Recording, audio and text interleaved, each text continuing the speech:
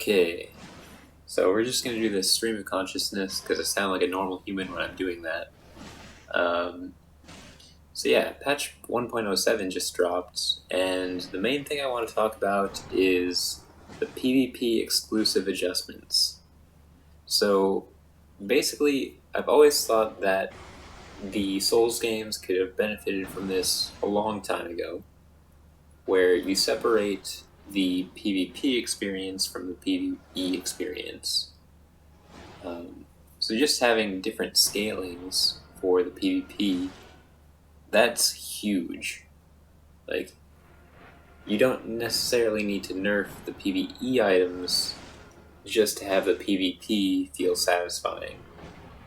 So I think that's a huge change that is just going to benefit the PvP experience a lot more.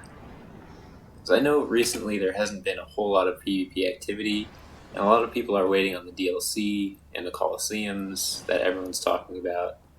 Because yeah, there's these closed off Colosseums in Elden Ring that seem like they should be accessible, and a few people have kind of recreated the inside of that type of Colosseum, and it seems like it will be upcoming content, but we're not sure.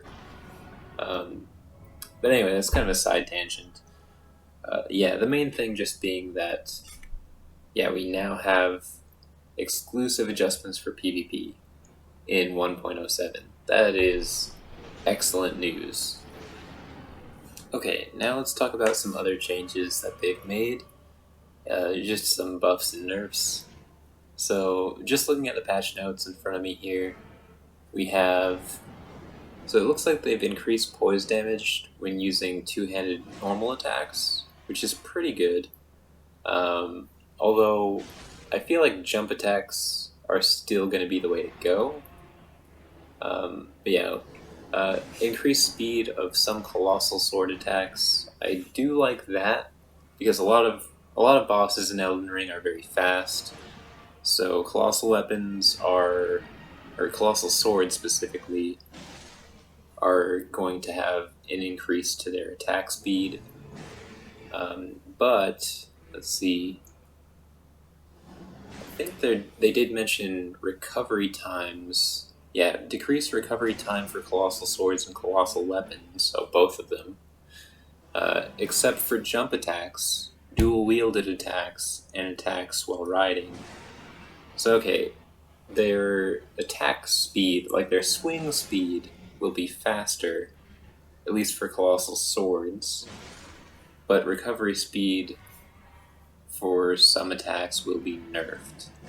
So it's kind of a give and take there. But yeah, it seems like jump attacks are still just golden. You can just do a jump attack and the recovery animation's the same.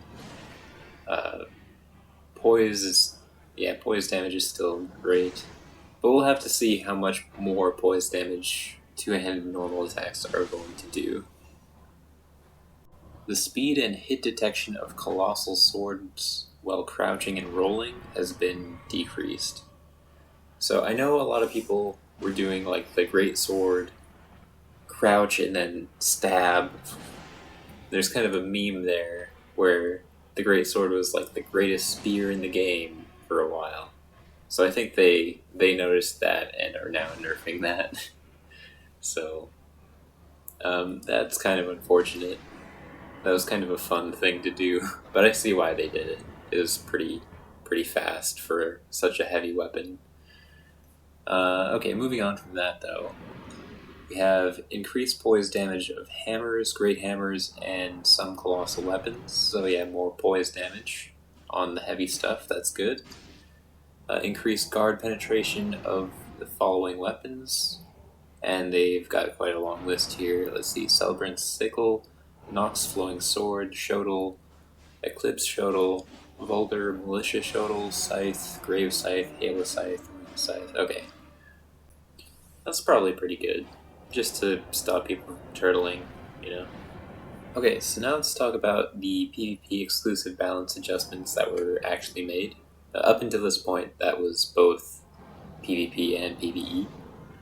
But yeah, so now it looks like there's an increased attack power in PvP for all attacks against guarded foes, except long-range weapons. So again, pretty good against people who are trying to turtle behind a great shield or something. But we'll see how actually effective that is. I know like the fingerprint shield is pretty crazy, so I don't know if there's anything that can really get past that, aside from things that can just bypass a shield. We've got improved poise damage in PvP for every weapon's normal attack, except skills and long-range weapons. Okay, so again, yeah, pretty much the same deal. Just more poise there. With a few exceptions, the power of Ashes of War in PvP have been lowered across the board. Okay, well that's actually kind of nice, because I feel like a lot of people were dying pretty quickly to certain Ashes of War. Yeah, Rivers of Blood was kind of a nightmare for the longest time, so hopefully that'll help bring that down a bit. Yeah, the power of the following incantations in PvP has been decreased: Dragonfire, Agiel's Flame, Glintstone Breath, Smaragd's Glintstone Breath, Rotten Breath, is Ezekiel's Decay, probably butchering that, but oh well. Dragon Ice, Borealis' Mist, and Unendurable Frenzy. So, okay, so it looks like those, for whatever reason, had their power nerfed there for PvP exclusively. I don't know if those were necessarily that crazy, but yeah, those have been nerfed now, so there's that. And that's it for just the PvP exclusive adjustments this time. But yeah, we'll see what they adjust in the future with that.